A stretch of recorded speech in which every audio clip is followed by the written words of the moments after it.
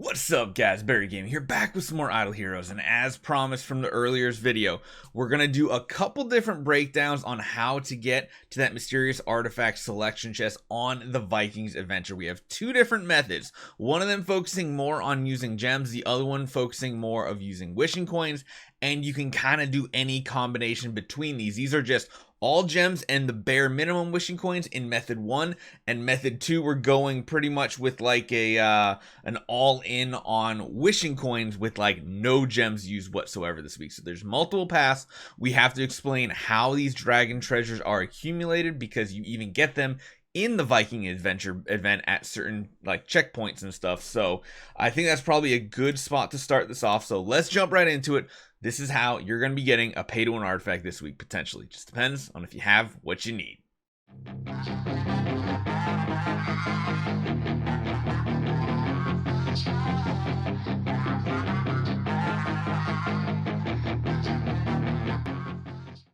Okay, so the one thing that isn't very clear when you first look at the Viking Adventure event is the fact that you're actually getting bonus loot that's important every 20 points. So during this event, every 20 points, including the 100, 200, 300, you are going to be getting 2 of those dragon tributes right there. So in reality, if you want to get to 300 points, that means you have up to 280 points that you're going to be getting 2 every 20, which, if my math serves me right, that means you only need 272 from other sources. The other 28 you will be getting from this, right? Every 20 points you get to up to 280.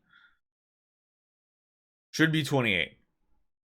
God, I hope that math checks out and I'm not stupid, because I already made one math calculation, had to revise it. I think we're good to go at this point. Just try to help you guys out. So there's two different methods we can go with this.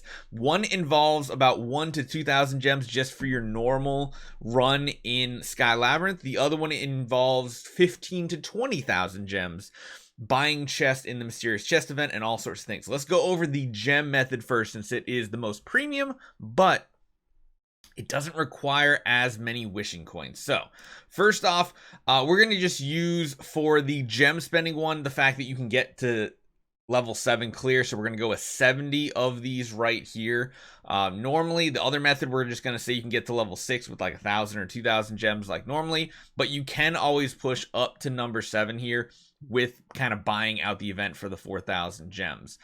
So number 1, we're going to anticipate you're going to get 70 from here.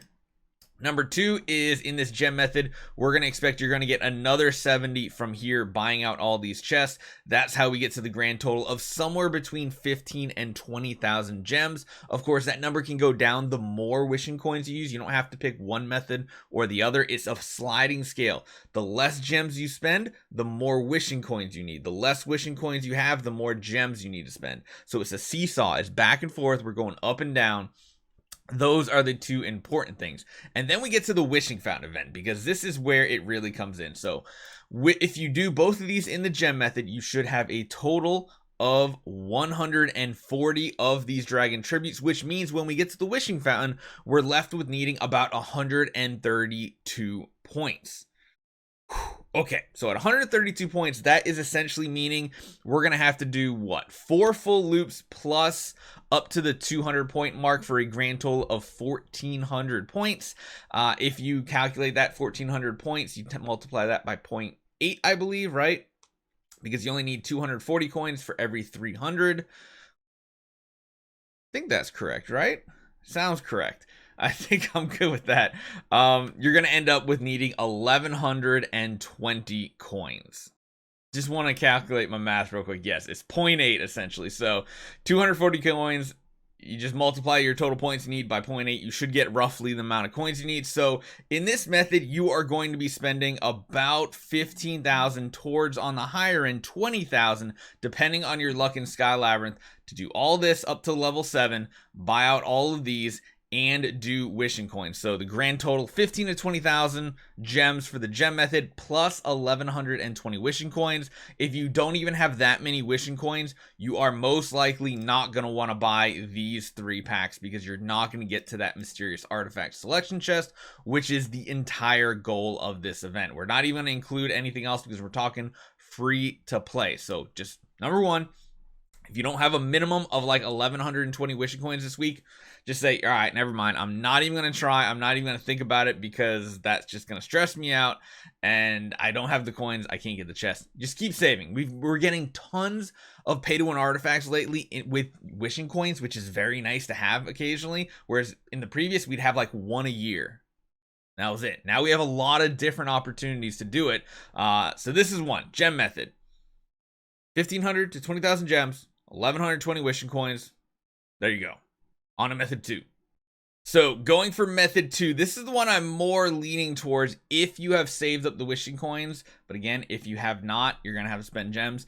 So in this one, we're just going to anticipate that you're only going to get to level 6 on Sky Labyrinth. That way you're only spending somewhere in the ballpark of like 1,000 to 2,000 gems depending on your luck and your strategy in Sky Labyrinth. That's going to be the only gems you are spending this week with this strategy. You are not buying any of these packs here, and that means you have to come up with a total of 212 points from the Wishing Fountain event.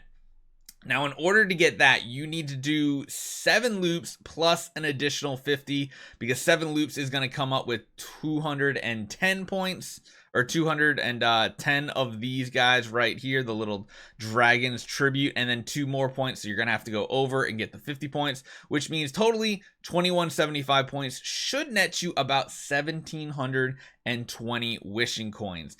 Now, of course, if you don't quite have 1,720 wishing coins, this can be augmented by one of 2 things. Of course, you could go for the 7th layer here to get the 5-star gear chest as well, or you could just purchase whatever you need out of these gems here. Like, pretty simple.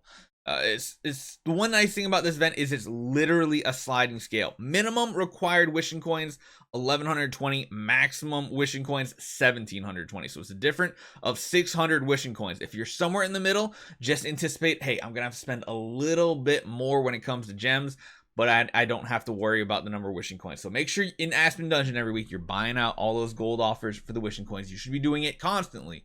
Make sure you're doing it. And yeah, you should be in a good spot.